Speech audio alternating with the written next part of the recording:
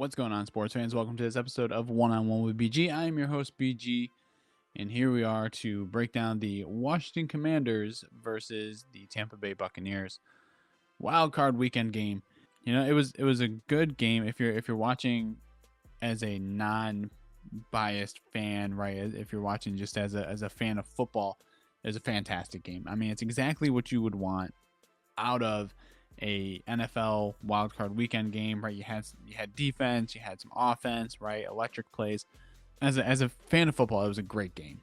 It's not the outcome that I personally wanted, right? But I'm happy for Jaden Daniels, who's been a phenomenal rookie this year. I'm happy for the Washington Commanders, a team and an organization that's been down a lot, really. I mean, so good for them moving on to the next round. You know, I hope them the best, and hopefully I think they go on to play the Lions now, which is going to be a very tough test for them. I don't have any film, so we're just going to kind of break down some numbers.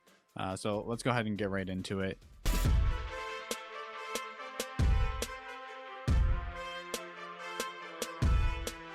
Commanders come into Tampa Bay. They take us out 23-20 on a game-winning field goal by Zane Gonzalez.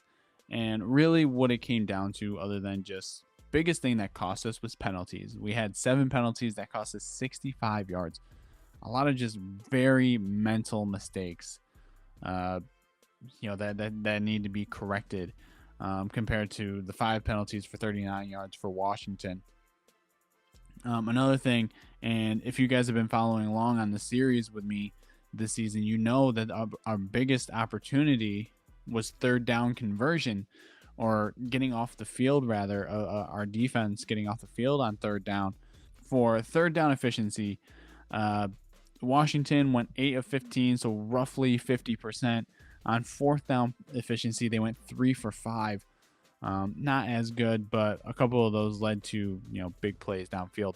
That's one thing that needs to be addressed, is in this game, right? We weren't getting off the field on third down. We started off this game super hot on defense. We were bringing a ton of pressure to Jaden Daniels. We were kind of throwing him off, right? We started this, and then it seemed like for some reason we just settled back in the defense and, got into like this zone coverage, and he ended up throwing and running all over us, right? So, this was not, I don't know if they went into this game plan thinking, hey, this is week 1 Jaden Daniels, but it is not. And it wasn't. This is battle-tested 17 games later Jaden Daniels, who has looked phenomenal and will probably win Offensive Rookie of the Year. So looking at the total yardage and everything, Washington 350 yards compared to Tampa Bay's 284. As far as stats go, as far as quarterback play, very similar in both. So Jaden Daniels was passing a lot more. So 24 of 35 for 268 yards. 268 yards and 2 touchdowns. Whereas Baker was 15 of 18 for 185 yards and also 2 touchdowns in this game. Quarterback play was great, right? We had a lost fumble from Baker, and that definitely hurt us. It gave them immediate red zone position to score. So Bucky Irving had 17 carries for 77 yards, right? So this is one thing that our offense was super dependent on as we were, going throughout the year, especially in this back half, was the run, right? If we could get our run going, that obviously sets up our pass game, and right, our pass game is dominant.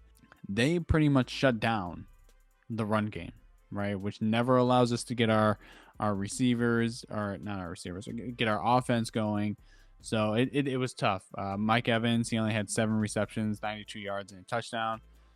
Right, Terry McLaurin, 7 receptions, 89 yards, and 1 touchdown. Right, so very similar. Like, these teams, again, as a football fan, these teams were so evenly matched, and I think that's why they put it on prime time. Right, this was probably the best game matchup-wise for a Sunday Night Football match. But like I said, penalties killed us. Offensive miscues killed us. There was, and then toward the end of the game, there was, the I thought was controversial that Todd Bowles didn't call timeout.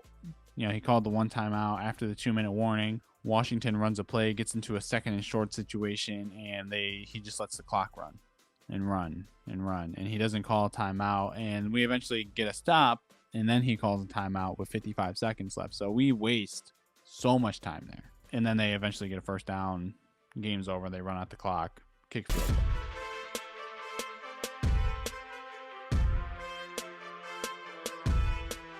What does this look like for us going into the offseason now, right? We're done for the season now. So what do we need to address? And I think the biggest issue that we need to address is our secondary. I think our secondary, we need help in the secondary. I've been saying it all season. I don't know if anybody's out there listening to me, but we need help in the secondary, right? Antoine Winfield is great. I think Zion McCollum, I think he'll be good, but we really need like a lockdown corner. We really do. Tyke Smith, I think, has promise as well, but I think we need to fix the Jamel Dean thing. I honestly think, in my personal opinion, I think we let go of Jamel Dean. I really don't really see him helping us that much. Honestly, he has a lot of penalties, a lot of holding calls, pass interferences. So I think we let him walk, honestly, and try and fill that spot. But that's just me. That's a personal opinion thing. So that's our biggest thing. I think the next thing that we need to address is probably our defensive scheme.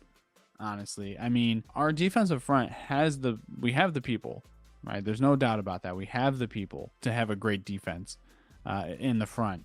Our front seven. But for some reason, our defensive scheme, this Todd Bowles defense, just isn't what it used to be anymore. It's not feared by anybody, right? People were passing all over us.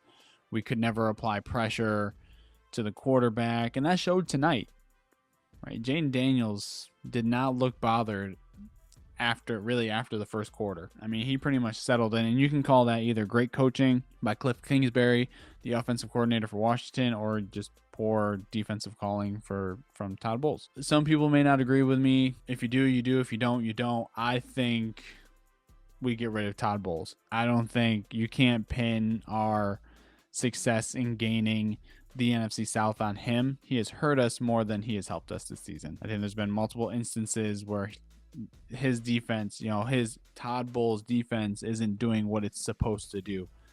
So I think we get rid of Todd Bowles, but that's a personal opinion. Some may not agree with it, but that's just the way that I feel. And it's not just because of this one loss, right? Yes, I am upset that we lost to Washington. Yes, that our postseason is done for. But I think throughout the course of the season, I don't see that he is a fit head coach. Even coming into the season, I did not like Todd Bowles as a head coach. Todd Bowles as a head coach has not been successful. Like, yes, we were 10-7, and yes, we barely won the division. Was that him? I don't think it was. I don't think that was him. So I think we let him walk. But that again, that's me.